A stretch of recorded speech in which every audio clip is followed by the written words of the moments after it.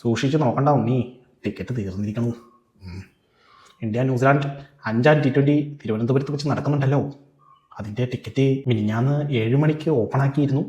പക്ഷേ ആദ്യ 12 മണിക്കൂറിൽ 80% ടിക്കറ്റും തീർന്നിരുന്നു. 24 മണിക്കൂറിനുള്ളിൽ എല്ലാ ടിക്കറ്റും തീർന്നിരിക്കണം. ഇനി ഒരു രക്ഷയും ഇല്ല. ബുക്കിംഗ് പോർട്ടൽ തുറന്ന ആദ്യ മണിക്കൂറുകളിൽ ലക്ഷക്കണക്കിന് ആളുകളാണ് ആപ്ലിക്കേഷൻ സന്ദർശിച്ചത്. തിരുവനന്തപുരത്ത് മുൻപ് നടന്ന അന്താരാഷ്ട്ര മത്സരങ്ങളുടെ ടിക്കറ്റ് വിൽപ്പന റെക്കോർഡുകളെല്ലാം കാറ്റിൽ പറത്തുന്ന വേഗതയാണിതെന്ന് ക്രിക്കറ്റ് അസോസിയേഷൻ പ്രതിനിധികൾ വ്യക്തമാക്കി. അതിൻ്റെ കാരണം എന്താണെന്ന് നമുക്കറിയാലോ. നമ്മുടെ മലയാളികളുടെ സ്വന്തം സഞ്ജു സാംസൺ ആദ്യമായി കേരള മണ്ണിൽ കളിക്കുന്ന ഒരു കളി, അന്താരാഷ്ട്ര മത്സരം കളിക്കുന്നത് കാണാനുള്ളൊരു സുവർണ അവസരമാണ് അല്ലേ. പിന്നെ അവസാന മത്സരമായതുകൊണ്ട് ട്രോഫി കൊടുക്കുന്നതും മാൻ ഓഫ് ദ സീരീസും അവാർഡുകളും കാര്യങ്ങളെല്ലാം കൊടുക്കുന്ന ഒരു എന്താ പറയുക, കുട്ടിക്കലാശാണല്ലോ T20 വേൾഡ് കപ്പിന് മുന്നോടിയായിട്ടുള്ള അവസാന മത്സരം. അങ്ങനെ ഒരുപാട് പ്രത്യേകതകൾ ഉള്ളതുകൊണ്ട് തന്നെ എല്ലാവരും ആവേശത്തിലായിരുന്നു. എല്ലാവരും ആഞ്ഞാഞ്ഞ് ടിക്കറ്റ് ബുക്ക് ചെയ്തിട്ടുണ്ട്. അതങ്ങോട്ട് തീർന്നു.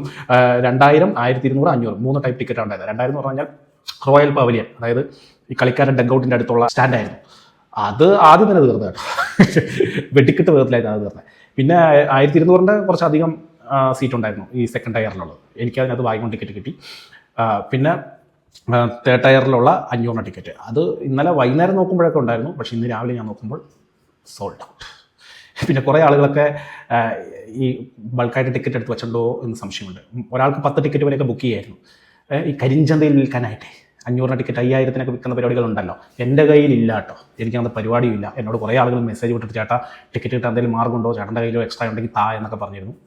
സുഹൃത്തെ, എനിക്ക് ഈ ടിക്കറ്റ് കച്ചവടമായിട്ട് യാതൊരു ബന്ധവുമില്ല. ഒരു വിവരം പാസ് ചെയ്തു എന്ന് മാത്രമേ ഉള്ളൂ. ഞാൻ ഫാമിലിയായിട്ട് ടിക്കറ്റ് എടുത്തിട്ടുണ്ട് 4 ടിക്കറ്റ് കളി കാണാൻ പോകാനായിട്ട്. അത് മാത്രമേ എൻ്റെ കയ്യിലുള്ളൂ. ടിക്കറ്റ് കച്ചവടവും ഇല്ല. ടിക്കറ്റ് വേറെ ഏതെങ്കിലും മാർഗത്തിൽ കിട്ടുന്ന രീതികളും എനിക്കറിയില്ല.